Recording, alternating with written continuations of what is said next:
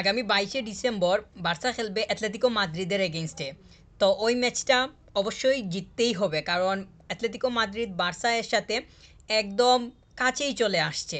তো অ্যাটলেটিকো মাদ্রিদকে যদি বিট করা না যায়, তাহলে কিন্তু বার্সা কোনোভাবেই সামনে যাওয়ার চিন্তা কিংবা সামনে গিয়ে স্টেবল অবস্থায় থাকার চিন্তা কোনোভাবেই করতে পারবে না।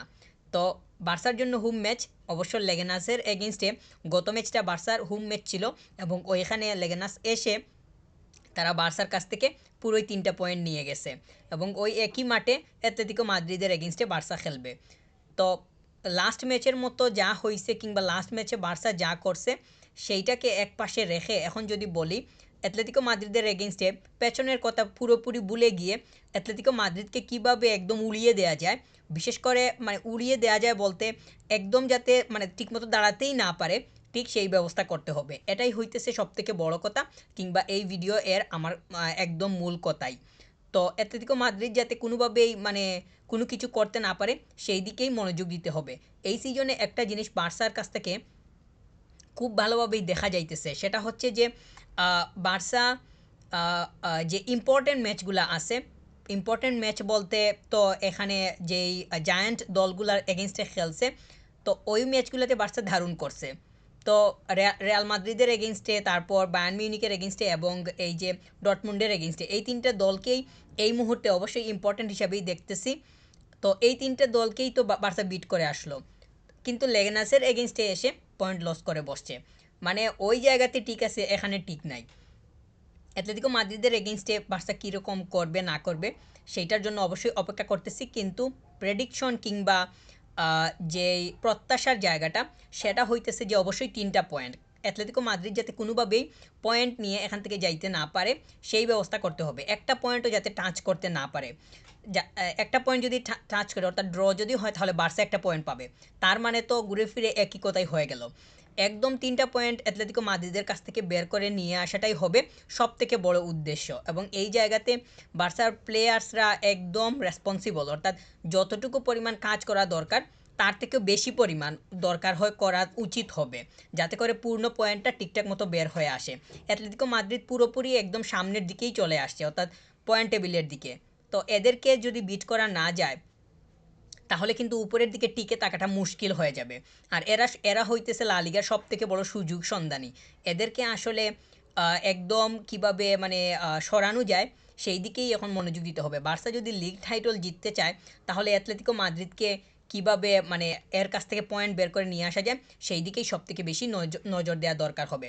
রিয়ালের কাছ থেকে 3 পয়েন্ট পাইছে, আরেকটা ম্যাচ বাকি আছে, বা ওইখানে যদি আরও যে পয়েন্টগুলো আছে ঠিকঠাক মতো যদি বের করে নিয়ে আসতে পারে তাহলেই হয়ে গেল ওই জায়গাটা। কিন্তু অ্যাটলেটিকো মাদ্রিদের কাছ থেকে যদি এখন পয়েন্ট নিতে পারে তাহলে সামনের দিকে গিয়ে হয়তো আরও বেশি পরিমাণ মোটিভেটেড হবে কিংবা ইন্সপায়ার পাবে, যেহেতু বিগত ম্যাচটা জিতছে। মানে এরকম যদি পয়েন্টটা হয় বা টার্মটা যদি এরকম দেখা যায় আর কি। তো 22 তারিখ খেলবে অ্যাটলেটিকো মাদ্রিদের এগেনস্টে। ম্যাচটা অবশ্যই ইম্পর্ট্যান্ট, সব ম্যাচই ইম্পর্ট্যান্ট এই মুহূর্তে বার্সার জন্য, কারণ পেছনের দিকে বেশ কিছু সুযোগ ছিল অনেক বেশি পরিমাণ স্পেস ক্রিয়েট করে নেয়ার, অর্থাৎ সেকেন্ড পজিশন থার্ড পজিশনের সাথে ভালো একটা স্পেস ক্রিয়েট করে নেয়ার অনেক বড় একটা সুযোগ ছিল, কিন্তু একদম একদম 15 নাম্বার 17 নাম্বার দলের এগেনস্টে হেরে বসে কিংবা ড্র করে পয়েন্ট নষ্ট করে এখন তো আসলে এত বেশি পরিমাণ মানে চাপের মধ্যে যে পড়ছে সেইটা কিভাবে ওভারকাম করবে এইটা হইতেছে সবথেকে বড় চিন্তার জায়গা। আর বার্সা যদি অ্যাটলেটিকো মাদ্রিদের এগেনস্টে পয়েন্ট নষ্ট করে তাহলে কিন্তু আসলে মানে পেছনের দিকে যে যাবে কিংবা পেছনের দিকে যে তাকাবে ওই তাকানোটা যে সামনের দিকে আর আসবে এইটা আসলে অনেক মানে যদি কিন্তু এর মধ্যে পড়ে যাবে। তো অ্যাটলেটিকো মাদ্রিদকে বিট করা এবং 3টা পয়েন্ট বের করে নেওয়াটাই সব থেকে বড় উদ্দেশ্য হওয়া দরকার বার্সার।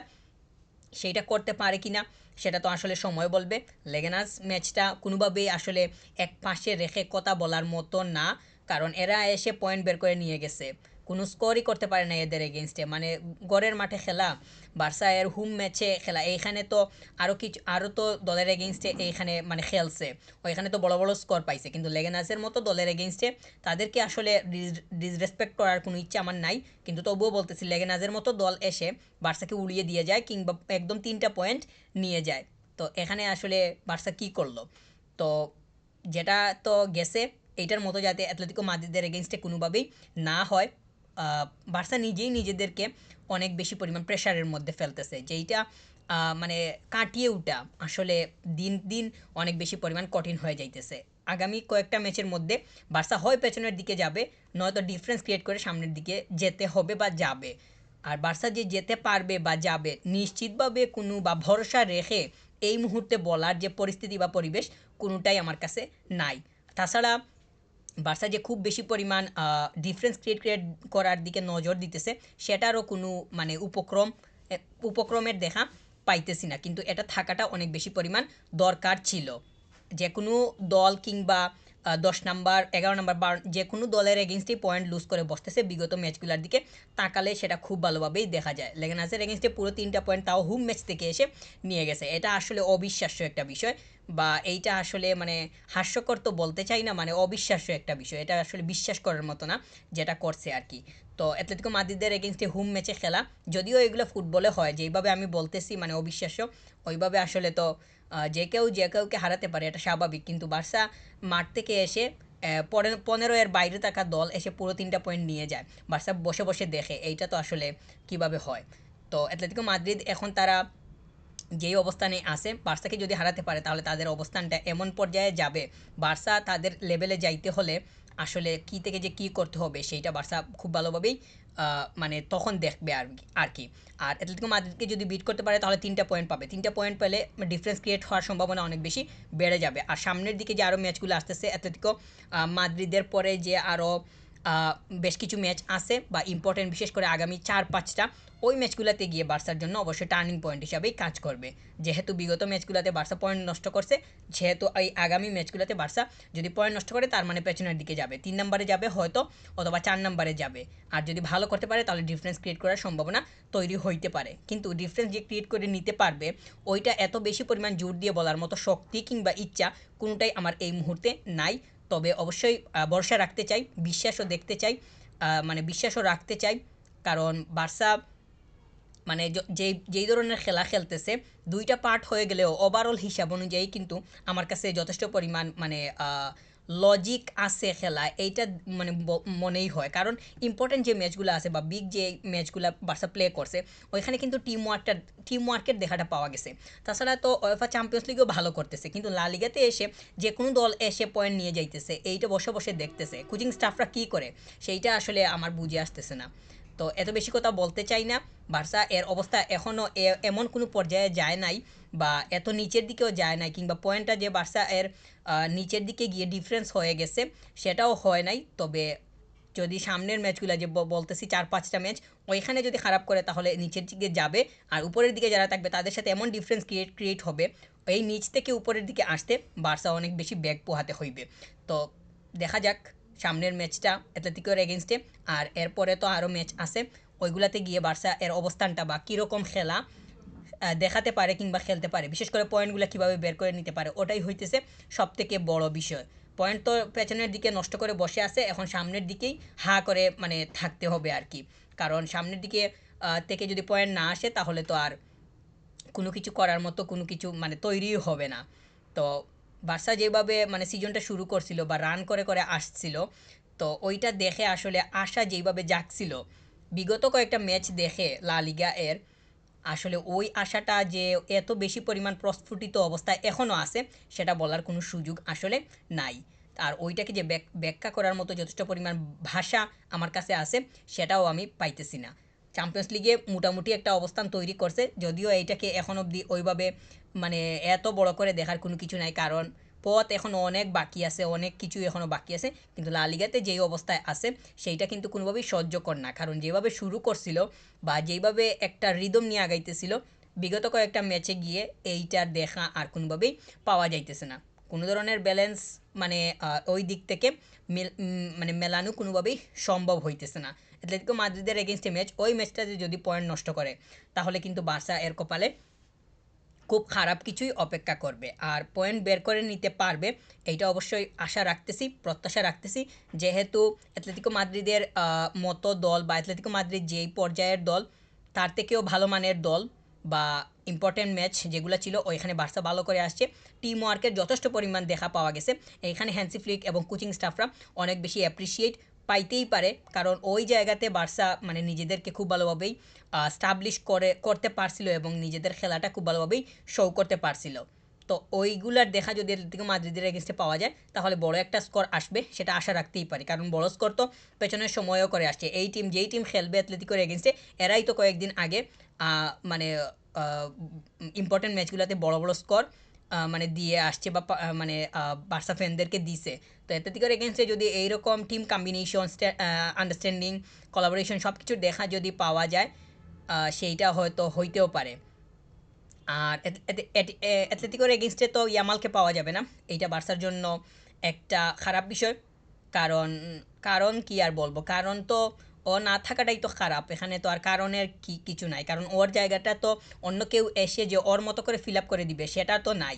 আর ও থাকলে যে অন্যদের যেই সাপোর্টটা হয় ওর জায়গায় অন্য কেউ এসে ওই সাপোর্টটা ডেলিভার করতে পারবে সেটা বলারও কোনো সুযোগ নাই। তার মানে ও নাই মানে কতটুকু পরিমাণ যে বার্সার জন্য লস হইতেছে সেইটা অনুমান করাই যায়। এখানে আর রচনা লিখার কোনো কিছু নাই। আর অ্যাটলেটিকো মাদ্রিদের এগেইনস্টে 3টা পয়েন্ট বের করে যদি বার্সা নিতে পারে তাহলে এইটা হবে স্বস্তির বিষয়, যেইটা সামনের 2-3টা ম্যাচে গিয়ে হলেও বার্সাকে ভালো মানের একটা অনুপ্রেরণা জাগাবে এবং অনেক বেশি মোটিভেট করবে টিমকে। এই মুহূর্তে আমার কাছে মনে হয় যে টিম স্পিরিটটা কীভাবে বাড়ে বা প্লেয়ার্সদের যে মেন্টালিটি আছে সেটা কীভাবে আগমেন্ট করা যায় ওই দিকে বেশি মনোযোগ দেওয়াটা দরকার। কারণ বার্সা যখন টিম হিসাবে খেলে এই সিজনে আমরা দেখতেছি একটা জিনিস, বার্সা যখন টিম হিসাবে খেলতে পারতেছে তখন অপোনেন্ট কিন্তু বার্সার সামনে দাঁড়াতে পারতেছে না। বার্সা যেই পরিকল্পনা নিয়ে আসতেছে ওইটারই বাস্তবায়ন করতেছে। যখন সেটা প্রত্যেকটা পজিশন ব্যবহার করে ভালো মানে কন্ট্রিবিউশন এক হয়ে টুগেদার হয়ে যখন সাপ্লাই হইতেছে তখন কিন্তু অপোনেন্ট আর অপোনেন্টের মতো থাকতেছে না, পুরোই ভেঙে পড়তেছে। এইটার উদাহরণ কিন্তু এই সিজনে আছে। কিন্তু গত ম্যাচগুলোতে যে কিংবা লা লিগার যে বিগত ম্যাচগুলো এগুলাতে যে বার্সার কী হইতেছে কিংবা যথেষ্ট পরিমাণ স্কোরেরও অভাব আছে, স্কোর করলে আবার কনসিড করে বসতেছে, অর্থাৎ কোনো ধরনের কোনো কিছু ঠিক মানে ওই দিক থেকে নাই। কিন্তু বার্সা যথেষ্ট পরিমাণ টিম হয়ে খেলার যে ক্যাপাবিলিটিটা সেটা রাখে, যদি সেটা অ্যাটলেটিকো মাদ্রিদের এগেনস্টে করতে পারে তাহলে এটিএম কিন্তু তারা ঠিকঠাক মতো তাদের জায়গায় থাকতে পারবে না এবং বড় একটা স্কোর নিয়েই মাঠ ছাড়বে। তবে শেষ পর্যন্ত দেখতে হবে যে আসলে বার্সা অ্যাটাকিং লাইনে কীরকম করে, ডিফেন্স লাইনে কীরকম করে, বিশেষ করে মানে ব্যাকলাইনটা দেখা বেশি দরকার হবে। কারণ ব্যাকলাইন তো ঠিক থাকে না, যখন তখন যে স্কোর করে মানে বসে থাকে। মানে ব্যাকলাইন যদি ঠিক না থাকে তাহলে স্কোরটা বাঁচাবে কে, মানে কনসিডের হাত থেকে বাঁচাবে কে, কোচিং স্টাফরা এসে বাঁচাবে নাকি? তো মানে ব্যাকলাইনটা কীভাবে ঠিক করা যায় এইদিকে বেশি মনোযোগ দিতে হবে। বার্সা স্কোর করতে পারুক আর না পারুক কনসিড করে বসতেছে। এই তো গত ম্যাচে লেগনাজের এগেনস্টে একটা কনসিড করলো, কোনো স্কোর নাই। তার মানে এই রিয়াল বেতিসের এগেনস্টে যে লালিগার পেছনে ম্যাচটা খেললো ওইখানে 2টা স্কোর করলো, 2টা কনসিড করছে। তার মানে স্কোর করতে পারুক আর না পারুক কনসিডের পরিমাণটা সবসময় থাকতেছে। তো পেছনের দিকটা অনেক বেশি পরিমাণ সলিড রাখা দরকার হবে বার্সার জন্য। অ্যাটলেটিকো মাদ্রিদের এগেনস্টে কোনোভাবেই যাতে মানে কনসিড আসলে হবে কিনা সেটা তো জানি না, কিন্তু বার্সা যেই দাঁড়াতে যাইতেছে কনসিড হওয়ারই কথা, তবে স্কোরটা যাতে একটু বেশি মানে উপরের দিকে থাকে, ওইটা যদি ঠিকঠাক থাকে তাহলে অবশ্যই মানে ভালো কিছু পাওয়ার সম্ভাবনা তৈরি হবে। আর বার্সা এটিএমের এগেনস্টে ভালো করতে পারবে এই বিশ্বাস আমার আছে, কারণ বার্সা এর খেলার ধরন ইম্পর্টেন্ট ম্যাচগুলোতে অন্যরকম হয়ে যায়, যেটা খুব ভালোভাবেই দেখা যাইতেছে। তো এটিএমের এগেনস্টে যদি টিম প্লেটা খুব ভালোভাবে ডিসপ্লে হয় তাহলে কিন্তু এটিএম ঠিকঠাক মতো দাঁড়াতে পারবে না এবং তাদের মিডফিল্ডটা কন্ট্রোলে নেওয়া কিংবা তাদের অ্যাটাকগুলা ডিফেন্সরা বাঁচিয়ে দিতে পারাটা এত আহামরি কোনো বিষয় হবে না যদি সব পজিশনের কন্ট্রিবিউশনটা ঠিকঠাক মতো থাকে কিংবা পাওয়া যায়। আর ইয়ামালের পজিশনটা নিয়ে যদি আর একটু বলি, এই পজিশনে যে আসবে কিংবা ও ছাড়া আমরা দেখছি যে 4-4-2 ফরমেশনে যায়। আমি এই মুহূর্তে ফরমেশন নিয়ে কথা বলতে চাই না, সামনের দিকে বলবো, সামনের ভিডিও না হলে বড় হয়ে যাবে। তো ইয়ামাল নাই, এইটা একটা মানে বার্সার জন্য খারাপ বিষয়, এতটুকুই বললাম। আর পরিশেষে যেইটা মূল কথা সেটা হচ্ছে এটিএমের এগেনস্টে যাতে 3টা পয়েন্ট বের করে নিতে পারে, এইটা কিভাবে হয় সেই দিকে কাজের মনোযোগটা অবশ্যই বাড়াতে হবে। কোচিং স্টাফদেরকে আরও বেশি পরিমাণ দায়িত্বশীল হইতে হবে।